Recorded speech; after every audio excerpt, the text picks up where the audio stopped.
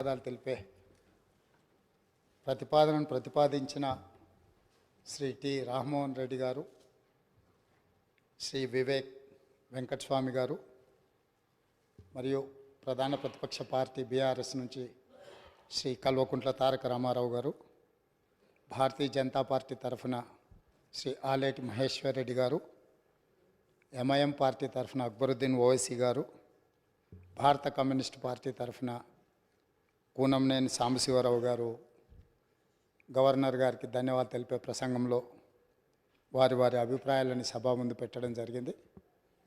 ఈ అంశంలో వీరి అందరికీ నా హృదయపూర్వకంగా ధన్యవాదాలు తెలియజేస్తున్నాను. నూతనంగా ఏర్పడ్డ తెలంగాణ రాష్ట్ర 3వ శాసనసభ సమావేశాలను ఒక మంచి సాంప్రదాయంతో ఆదర్శవంతమైన పరిపాలన అందించడానికి కాంగ్రెస్ పార్టీ కట్టుబడి ఈ శాసనసభ సమావేశాలను ఏర్పాటు చేసింది. ఈ సందర్భంగా నాడు తెలంగాణ ఉద్యమంలో తెలంగాణ 4 కోట్ల ప్రజలను ఏకోన్ముఖం చేసి ఉద్యమ స్ఫూర్తిని విద్యార్థులలో, నిరుద్యోగ యువకులలో, ఉద్యమకారులలో, తెలంగాణ రాష్ట్ర సాధనలో అమరులైన కుటుంబాలకు స్ఫూర్తినిచ్చిన అందశ్రీ గారి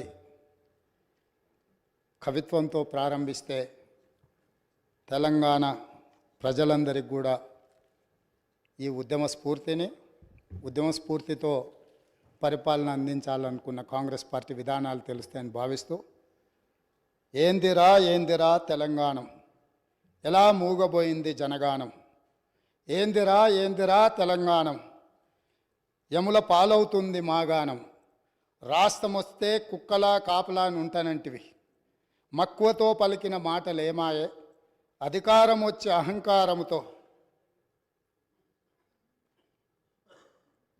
పొంకనాలకు పోయి రంకెలేసుడు ఏంది. అందశ్రీ గారు తెలంగాణలో జరుగుతున్న పరిణామాల మీద ఒక స్పష్టమైన భాషను, భావాన్ని ఈ తెలంగాణ సమాజానికి ఇచ్చిండ్రు.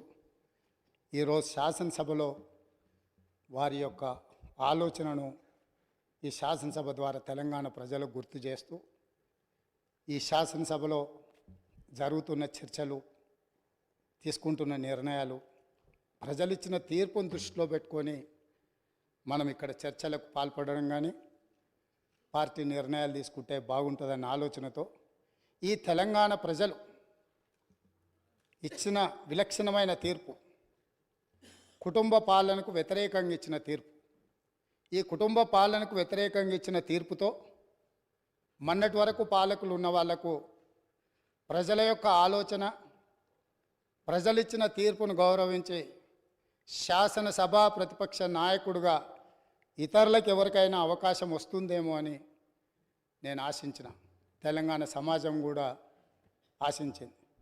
కానీ కానీ కానీ కానీ ఇవాళ శాసనసభ ప్రతిపక్ష నాయకుడిగా వాళ్ళ శాసనసభ్యులు అందరూ కలిసి ఎన్నుకున్న తర్వాత కుటుంబ పాలనకు వ్యతిరేకంగా ప్రజలు ఇచ్చిన తీర్పును గౌరవించాలన్న ఆలోచన ఆ పక్షాన లేదు. రెండవది, కనీసం శాసనసభలో ప్రసంగమైన ప్రజల యొక్క సమస్యల్ని ప్రస్తావించడానికైనా అనుభవజ్ఞులైన చాలామంది శాసనసభ్యులు, గతంలో చాలా సంవత్సరాలుగా మంత్రులుగా పనిచేసిన అనుభవం ఉండి ఉప ముఖ్యమంత్రులుగా పనిచేసిన అనుభవం ఉన్న వాళ్ళైనా చర్చను ఒక మంచి సాంప్రదాయాన్ని నెలకొల్పడానికి ప్రారంభిస్తారేమో అని మేము అనుకున్నాం. అయినా కూడా తెలంగాణ ప్రజల్ని నిరాశపరిచిండ్రు. ఇక్కడ కూడా కుటుంబానికి తప్ప అర్హులకు ఎవరికీ అవకాశం లేదు, అర్హులకి ఇక్కడ స్థానమే లేదు అని చెప్పి చర్చను ప్రారంభించడం ద్వారా ఈ పార్టీ కుటుంబ పాలనకే పరిమితం అవుతుంది. ప్రజాస్వామిక విలువలకు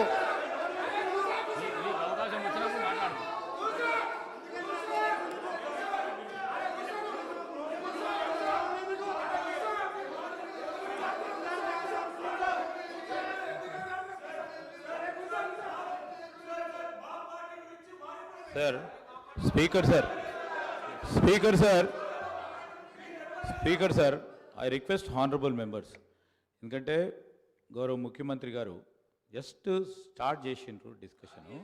మీరు అందరూ కూడా వినే ఓపికతో వినండి. మీనింగ్ఫుల్ డిబేటే జరిపిద్దాం. సో వీ విల్ అరే కమాన్ అరే అరే అరే సార్, మీరు ఓపికతో ఉండాలి సార్. వాళ్ళంతా కూడా ఇంకా అధికార పక్షంలో ఉన్నారని అనుకోవద్దు. ప్రతిపక్షంలో ఉంటే మేము ప్రతిపక్షంలో ఉన్నాం అనుకుంటే ఇబ్బంది అవుతుంది. సో దయచేసి నేను గౌరవ సభ్యులందరినీ కోరుతా ఉన్నాను, సభా సమయం వృధా చేయొద్దని నేను వారందరినీ కూడా కోరుతూ, మరి ఎందుకంటే మళ్ళా తదుపరి కౌన్సిల్లో కూడా వారు రిప్లై ఇచ్చేది ఉంది కనుక దయచేసి సభ్యులందరినీ కూడా సహకరించమని కోరుతాను. ముఖ్యమంత్రి గారు. అధ్యక్ష, ప్రజా జీవితంలో ఉన్నప్పుడు కడుగుతాం అని చెప్పి శ్రీశ్రీ గారు ఎప్పుడో చెప్పిండ్రు. ఈరోజు మా కుటుంబము, మా పార్టీ, మా ఇష్టము అనే నియంతృత్వ పోకడలను సూచిస్తుంది. ఎందుకంటే నిరంకుశత్వం అనేది ఎక్కువ కాలము చెల్లదు, నిలబడదు. ప్రజలు నిటారుగా నిలబడి ఈ కుటుంబ పాలనకు వ్యతిరేకంగా మేము తీర్పిచ్చినామని నికార్సైన తీర్పిచ్చిన తర్వాత కూడా వాళ్ళలో మార్పు రాలేదు. కాబట్టి రేపు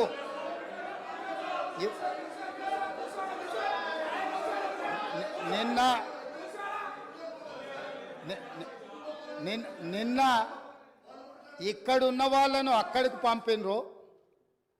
ప్రజా తీర్పును గౌరవించకపోతే అక్కడున్న వాళ్ళను అక్కడికి పంపుతారు బయటికి. కాబట్టి వాళ్ళ ఇష్టము, వాళ్ళు ఇట్లా ఉండకుంటే మంచిదని నేను అనుకుంటున్నాను. మేము ఇట్లనే ఉంటామంటే వాళ్ళని ఎక్కడికి పంపించాలనో ప్రజలకు తెలుసు కాబట్టి నాకేం అభ్యంతరం లేదు. ఇది వాళ్ళ పార్టీ ఇష్టం.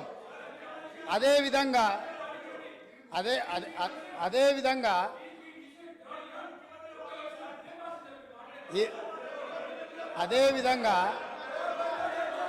ఈరోజు ప్రగతి భవన్ సంబంధించి అక్కడ ప్రజావాణి కోసం వచ్చిన ప్రజలు ఇస్తున్న విజ్ఞప్తులను తీసుకుంటుంటే అక్కడ ఉన్న ఇనుప కంచెలను పగలగొట్టి గడీలను బద్దలు కొట్టి ప్రజలు అక్కడికి వచ్చి ప్రజావాణి వినిపిస్తుంటే విని భరించలేని ఈ పార్టీ, ఈ కుటుంబము ఈరోజు ప్రభుత్వం మీద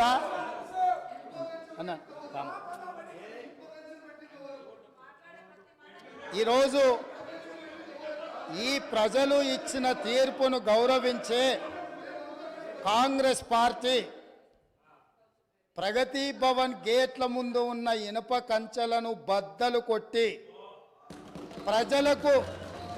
ప్రజలకు ప్రవేశమే లేదు, తెలంగాణ ప్రజల యొక్క చెమట వాసన మేము చూడము, ఇది నిషేధిత ప్రాంతమని నిషేధించిన ఆ ప్రగతి భవన్లో ఎల్బీ స్టేడియంలో మా ప్రభుత్వం ప్రమాణ స్వీకారం చేస్తున్న 1 గంట 4 నిమిషాలకు ఆ గేట్లు బద్దలు కొట్టి తెలంగాణ 4 కోట్ల ప్రజలకు ప్రవేశం కల్పించింది మా పార్టీ, మా ప్రభుత్వం.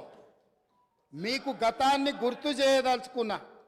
ఆనాడు హోంమంత్రి మహమూద్ అలీ గారు అక్కడికి వెళ్ళి ముఖ్యమంత్రి గారిని కలవడానికి వెళితే ఒక హోంగార్డు మీకు అనుమతి లేదు, మీకు ప్రవేశము లేదు, మిమ్మల్ని లోనికి రానివ్వము అని చెప్పి వారిని అవమానించి ఒక హోంగార్డు హోంమంత్రిని వెనక్కి తిప్పి పంపించిన చరిత్ర పుటలలో నిక్షిప్తమై ఉన్నది.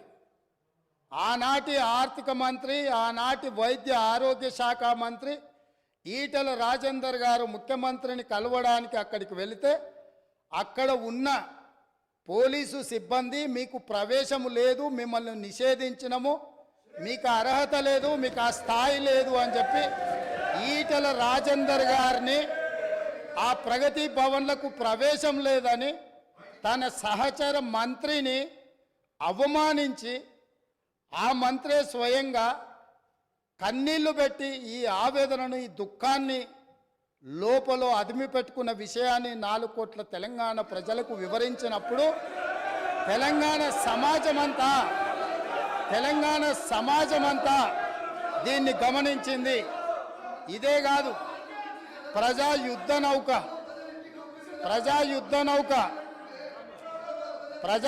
నౌక గద్దరన్న 50 సంవత్సరాలు సుదీర్ఘంగా ఈ తెలంగాణ ప్రజల పక్షాన గలం విప్పి గచ్చగట్టి గొంగళేసుకొని తండాలలో గూడాలలో మారుమూల పల్లెల్లో ఈ దేశంలోనే 100 కోట్ల ప్రజలను ప్రభావితం చేయగలిగిన గద్దరన్న ఆనాటి ముఖ్యమంత్రి గారిని కలవడానికి ఆ ప్రగతి భవన్ గేట్ల ముందు ఎర్రటెండలో మండుతుంటే అక్కడ గంటల కొద్దీ నిలబడితే ఈ తెలంగాణ యుద్ధ నౌక ఈ తెలంగాణ పోరాటానికి తెలంగాణ ప్రజల యొక్క ఆత్మగౌరవమైన గద్దరన్నకే ప్రవేశం లేని ప్రగతి భవన్ను ఇవాళ బద్దలు కొట్టి నా 4 కోట్ల తెలంగాణ ప్రజలు ఎప్పుడు కావాలన్నా ఎక్కడికి వెళ్ళాలన్నా ఆ ప్రగతి భవన్లు గేట్లను ఇనుప కంచెల్ని బద్దలు కొట్టిన ప్రభుత్వం మా ప్రభుత్వం, ప్రజలెన్నుకున్న ప్రభుత్వం, ప్రజా ప్రభుత్వం. కాబట్టి ఆనాడు ముఖ్యమంత్రిని కలవాలంటే మంత్రులకు ప్రవేశం లేదు. ముఖ్యమంత్రిని కలవాలంటే తెలంగాణను సాధించిన తెలంగాణ ఉద్యమానికి ఊపిరులూదిన గద్దరన్నకు ప్రవేశం లేదు.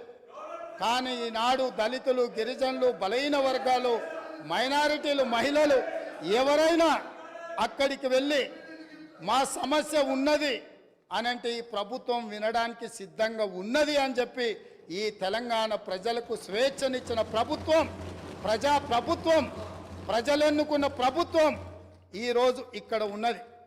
నిజంగానే ఈ ప్రభుత్వం నియంతృత్వ పోకడలతో పోవాలి అనుకుంటే, నిర్బంధాలతో పరిపాలన సాగించాలి అని అనుకున్నుంటే ఇక్కడ అంతసేపు వాళ్ళు ఎవరు మాట్లాడినా సంవయనంతో ఇక్కడ వింటూ కూర్చుండే వాళ్ళం కాదు.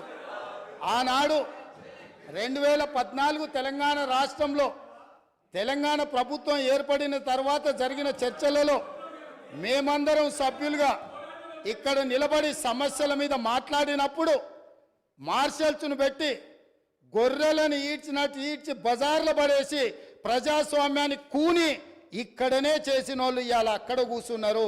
వాళ్ళలాగా మేము కాదు.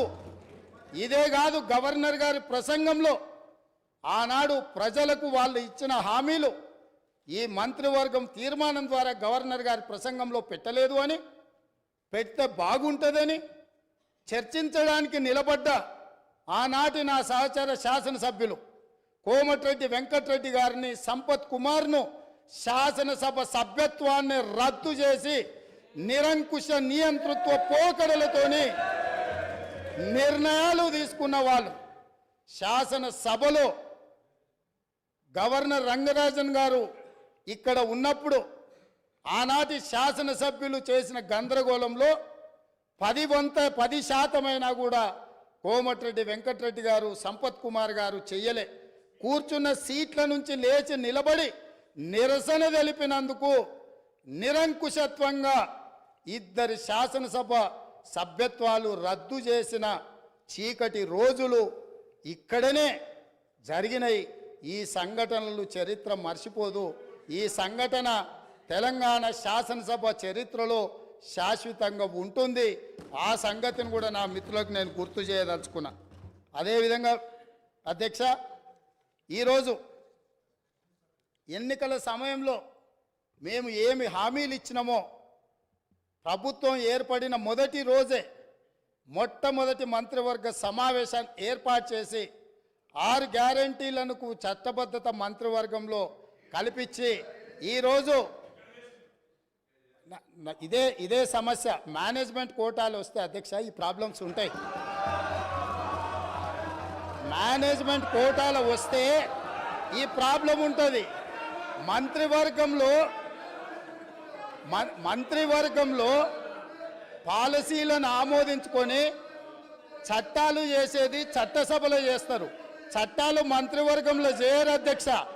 చట్టం ఎక్కడ జరుగుతుంది? శాసనసభలో జరుగుతుంది. కాబట్టి మంత్రివర్గంలో తీసుకున్న విధానపరమైన నిర్ణయాలను చట్టబద్ధత కల్పించి చట్టం చేసేదే ఈ శాసనసభ. అందుకే రాబోయే పని దినాలలో మేమిచ్చిన 6 గ్యారంటీలను ఏ రకంగా చట్టం చేయాలనో ఈ సభలోనే చట్టాన్ని ప్రవేశపెట్టి మేమే 4 గోడల మధ్యలో నా మంత్రివర్గమే కాదు ప్రతిపక్షంలో ఉన్న వాళ్ళను మా సహచర పక్షంగా ఉన్న సిపిఐని సమస్యలను పరిష్కరించడంలో సహకరించే ఎంఐఎం సూచనలు కూడా తీసుకొని పరిపాలన నిర్ణయాలను ఏ విధంగా చేయాలనో చట్టబద్ధత కల్పించే చట్టాన్ని ఈ సభ ద్వారా చేస్తాము. ఇందులో ఉన్న తేడాను మేనేజ్మెంట్ కోటాలో వచ్చిన వాళ్ళు గమనించాల్సిందిగా నేను కోరుకుంటున్నాను అధ్యక్ష.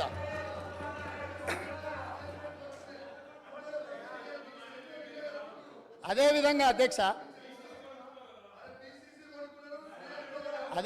అధ్యక్ష ఈరోజు 9.5 సంవత్సరాలు ఉద్యమాలు చేసినాము, ఉద్యమాల నుంచి వచ్చి ప్రభుత్వాన్ని నడిపినామని మాట్లాడిండు కదా. ఉద్యమాల నుంచి వచ్చిన పార్టీ ప్రభుత్వాన్ని ఏర్పాటు చేస్తే ఉద్యమ సందర్భంగా ఉద్యమం కోసం ముందుకు వచ్చి తెలంగాణ రాష్ట్రాన్ని సాధించడానికి ప్రయత్నం చేసి కృషి చేసి అమరులైన కుటుంబాలకు 9.5 సంవత్సరాలలో ఇప్పుడు వాళ్ళు ఏదైతే ప్రస్తావించిందో యాదిరెడ్డి కావచ్చు, శ్రీకాంతాచారి కావచ్చు, ఈశాన్ రెడ్డి కావచ్చు, కానిస్టేబుల్ కిష్టయ్య కావచ్చు, యాదయ్య కావచ్చు, ఇట్లా వందలాది మంది బిడ్డలకు ఈ 9.5 సంవత్సరాలలో ఏ ఒక్కరోజైనా ప్రగతి భవన్కు ఆహ్వానించి మీ కుటుంబం మీ బిడ్డల ప్రాణ త్యాగాలతోని తెలంగాణ రాష్ట్రాన్ని సాధించడం, ఈ తెలంగాణలో అత్యున్నతమైన గౌరవం మర్యాద మీకు ఉంటుంది. మీరు నా కుటుంబ సభ్యుల కంటే ఎక్కువ నీ కుటుంబంలో నీ బిడ్డను కోల్పోయినావు, నీ కుటుంబానికి నేను పెద్ద కొడుకుని అవుతా అని చెప్పి ఆనాటి ముఖ్యమంత్రి బుక్కెడు బువ్వ శంకరమ్మకు పెట్టిండా, యాదయ్య కుటుంబానికి పెట్టిండా, యాదిరెడ్డి కుటుంబానికి పెట్టిండా, కానిస్టేబుల్ కిష్టయ్య కుటుంబానికి పెట్టిండా. కానీ వాళ్ళ గురించి పట్టించుకోలే. ఈ కుటుంబంలో ఉన్న వాళ్లకు కొడుకుకు మంత్రి ఇచ్చిండు, అల్లుడికి మంత్రి ఇచ్చిండు. కన్న కూతురు ఓడిపోతే ప్రజలు తిరస్కరిస్తే ఎంబడే శాసన మండలి పదవి ఇచ్చిండు. సొంత కుటుంబ సభ్యుల మీద ఇంత పేగుబంధం ఉంది అని ఇంత అవ్యాజమైన ప్రేమను ప్రకటించినప్పుడు తెలంగాణ ఉద్యమకారులు ఏంది ఇది, ఈ తెలంగాణ మా త్యాగాల పునాదుల మీద ఏర్పడ్డది కదా, మా కనీస గౌరవ మర్యాద లేదా, పార్టీ ఫిరాయించిన వాళ్ళను కండువ మార్వంగానే మంత్రులు చేసిన మీరు తెలంగాణ కోసం త్యాగం చేసిన వాళ్లకు కనీసం ఆ సభలో అయినా ఈ సభలో అయినా రాజ్యసభలో అయినా ఏదైనా ఇచ్చిండ్రా? కరోనా సమయంలో బ్లాక్ మార్కెట్లో కరోనా మందు 2,000 రూపాయల దాన్ని 50,000కు అమ్ముకొని 424 కోట్లు నల్లధనం ఒకే దగ్గర దొరికిన వాళ్ళకు రాజ్యసభ అమ్ముకున్న చరిత్ర మీది. అట్లాంటి వాళ్ళని మీరు రాజ్యసభ సభ్యులుగా చేసి ఈరోజు వచ్చి మేము మా టికెట్ల గురించి మాట్లాడు అంటే ఈరోజు ఎలాంటి వాళ్లకు టికెట్లు ఇచ్చిండ్రు, ఎవరిని కుటుంబ సభ్యులుగా వాళ్ళు చూసిండ్రో ఒక్కసారి ఆలోచన చేయండి అధ్యక్ష. అదేవిధంగా అధ్యక్ష, ఆనాడు నళిని అనే ఒక తెలంగాణ ఉద్యమకారురాలు డిఎస్పిగా ఉండి తెలంగాణ రాష్ట్ర సాధన కోసం డిఎస్పి పదవికి డిఎస్పి ఉద్యోగానికి రాజీనామా చేసింది.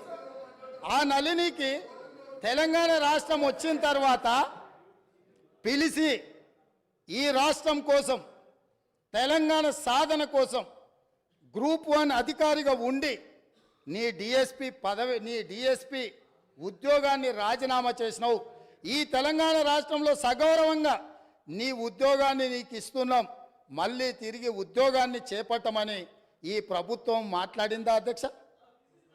కానీ ఒక తెలంగాణ రాష్ట్ర సాధన కోసం త్యాగం చేసిన నళినికి మాత్రం ఎలాంటి న్యాయం జరగలేదు.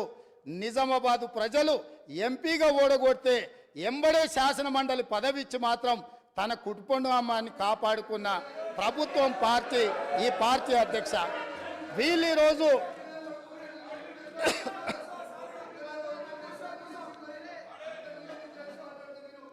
అదేవిధంగా అధ్యక్ష ఆ విషయాన్ని పక్కన పెడితే తెలంగాణ ఉద్యమంలో లక్షలాది మంది విద్యార్థులు ఉద్యమకారులు తెలంగాణ ఉద్యమంలో కేసులు కట్టుకుంటే వాళ్ళ మీద నమోదైన కేసులు ఇప్పటి వరకు 10 సంవత్సరాలైనా ఆ తెలంగాణ ఉద్యమకారుల మీద నమోదైన కేసులను తొలగించాలన్న ఆలోచన ఎప్పుడైనా చేసిండ్రా?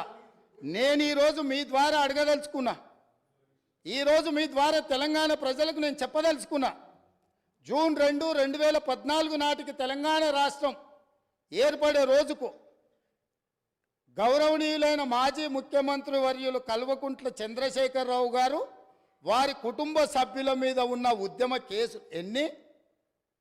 తెలంగాణలో లక్షలాది మంది విద్యార్థులు నిరుద్యోగ యువకులు ఉద్యమకారుల మీద ఉన్న కేసులెన్ని? ఈ తెలంగాణ రాష్ట్రం ఏర్పడ్డ తర్వాత వాళ్ళ ప్రభుత్వం ఏర్పడ్డ తర్వాత వాళ్ళ మీద తీసిన కేసులన్నీ, తీసుకున్న ప్రత్యేక కార్యాచరణ ఏంది? తెలంగాణ బిడ్డల మీద ఉన్న ఉద్యమ కేసులను తొలగించినవన్నీ, వాటి మీద ఎప్పుడైనా ఆనాటి ముఖ్యమంత్రి గారు సమీక్ష చేసి ఈ కేసులు వాళ్ళ మీద ఉంటే భవిష్యత్తులో వాళ్ళ ఉద్యోగాలకు ఇబ్బంది అవుతుంది, లేదా తెలంగాణ రాష్ట్ర సాధనలో వాళ్ళ మీద పెట్టిన కేసులను తొలగించాలని ఏ రోజైనా ఈ రాష్ట్ర ముఖ్యమంత్రి గారు సమీక్షించి ఈ శాసనసభలో చర్చించి అవసరమైతే ఈ శాసనసభ ఏకగ్రీవంగా నిర్ణయం చేసినుంటే ఏ విధంగా ముందుకు వెళ్తుండేనో ఇవాళ మనం చెప్పుండే వాళ్ళం అధ్యక్ష. అందుకే అధ్యక్ష, వాట్ ఈస్ ద అధ్యక్ష, ఐఎమ్ నాట్ ఈల్డింగ్ అధ్యక్ష. అయితే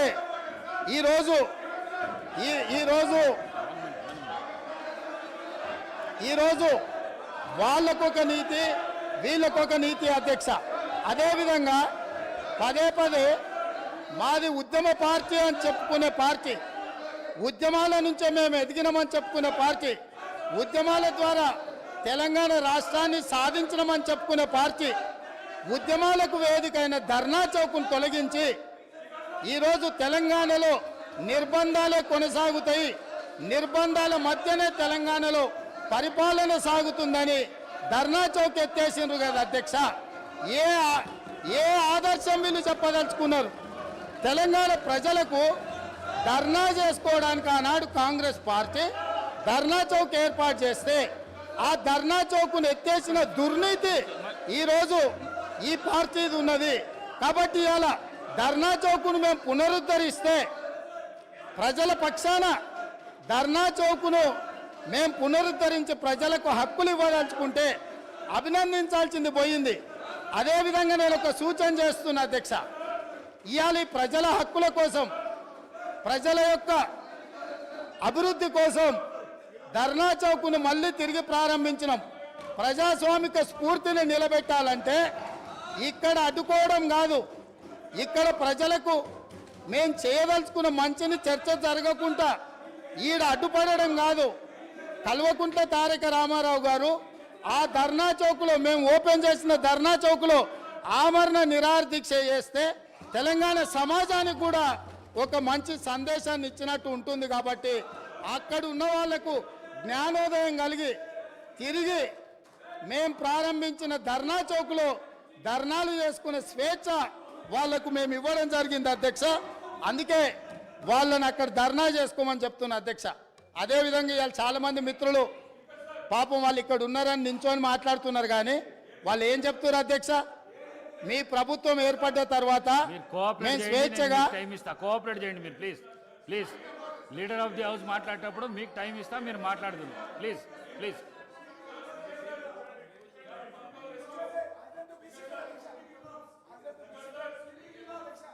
స్పీకర్ సార్